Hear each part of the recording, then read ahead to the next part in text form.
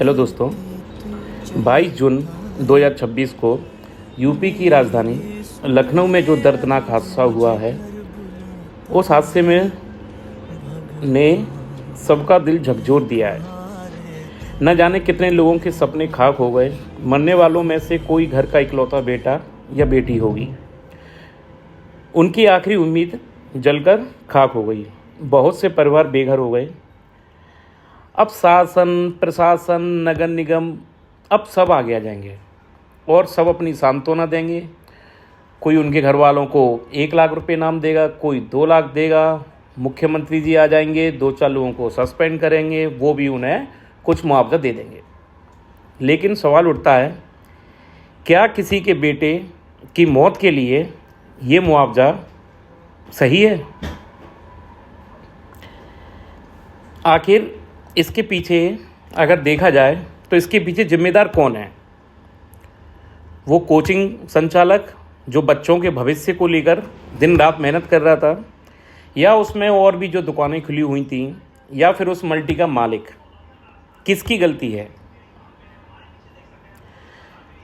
आप मुझे बताएं। मेरी नज़रों में अगर सबसे बड़ी किसी की गलती है तो वो है हमारे सिस्टम की।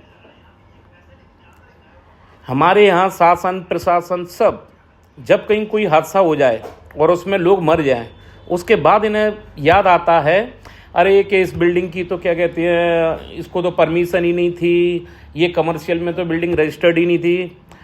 तब जाके उनको याद आता है। क्या ये सब कार्यवाही पहले नहीं हो सकती?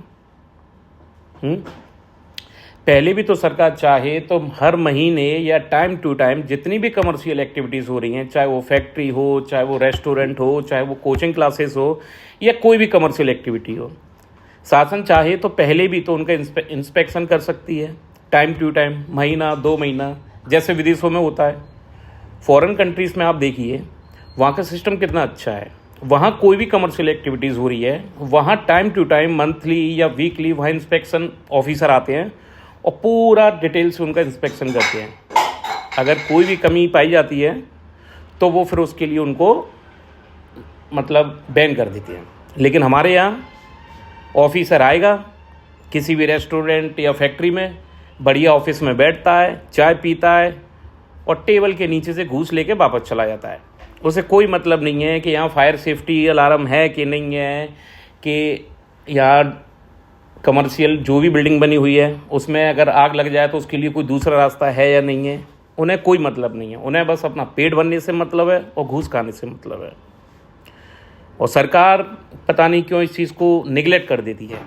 बाद में सब आ जाएंगे। इससे पहले भी दिल्ली में जो हादसा हुआ था वो काफ़ी दर्दनाक था। उसमें भी यही हुआ, अरे कि इसको तो 24 कमरों की परमिशन ही नहीं थी, 7-8 कमरों की परमिशन थी।